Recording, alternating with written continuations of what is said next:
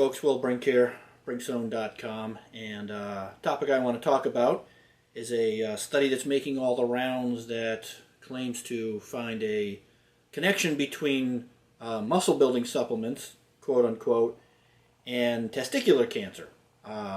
It's, as you'd expect, the media and the web blogs and stuff are giving us a lot of traction, and for no real reason, of course, but we have to jump into a little bit to understand such a study. I mean, basically what they did was they gave questionnaires to a bunch of people and asked them about 30 different muscle building supplements. Now, that right there should confuse you, as it confused me. What is a muscle building supplement? I don't know exactly. And what's interesting about this study is they don't lay it out as to exactly what they mean by that. I read the full study, and I do not find a table or a place where they actually list those 30 supplements. They do make claims in the study later on that they found a strong association between certain muscle building supplements. Again, what that means, we're not sure. But they do make some statements about there being some correlation between protein powders and creatine and some others. So it's a very strange study, for one thing. How such a study could get published in such a prestigious journal is an absolute mystery to me. It is, I'm not going to call it junk science. It's not junk. It's just not a particularly good study. And it is missing some pretty key information. Like I say, how such a study would pass basic peer review, I don't know.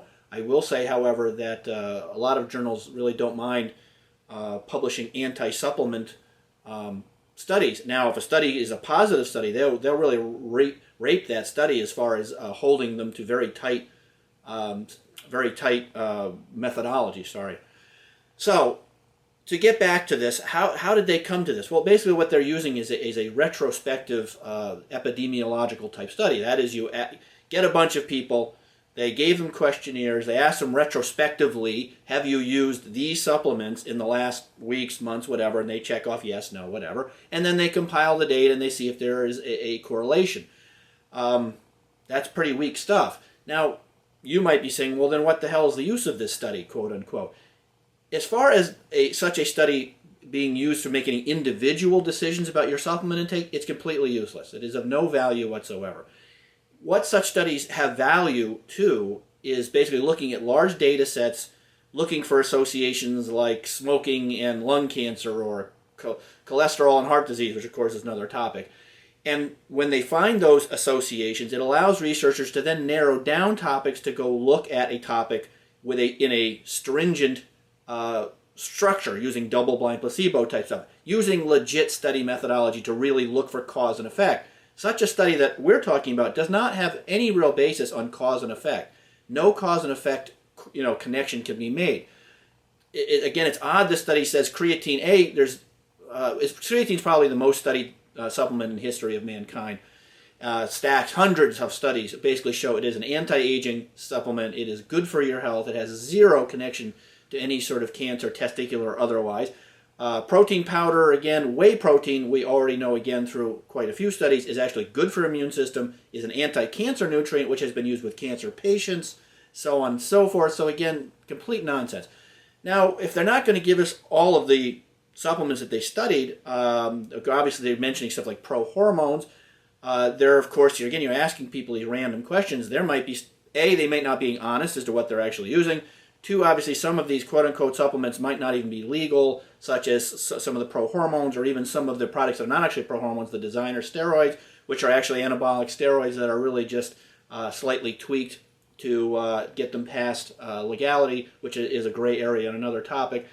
There's a lot of areas, obviously, in such a study where things can go wrong to come to these conclusions. It is also possible that there actually just is no correlation, period. There is no connection. And again, such a study cannot tell you that. So it's really nothing to get particularly excited over. It's not very useful to you as a user of supplements. The potential use to researchers is to then narrow down some of these correlations within this study and maybe actually go again and do a specific, well-designed, structured, direct intervention study to see if there is some connection between one of those supplements.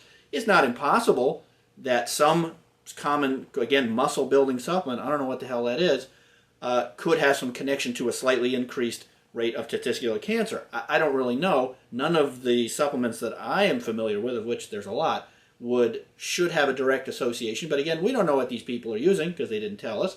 We don't know whether they're contaminated. We don't know if these guys are using anabolic steroids and other drugs they just don't mention, and so on and so forth. So basic point is, you could basically ignore this particular study. You know the media is going to grab onto it and just give you a bunch of bullshit on that one.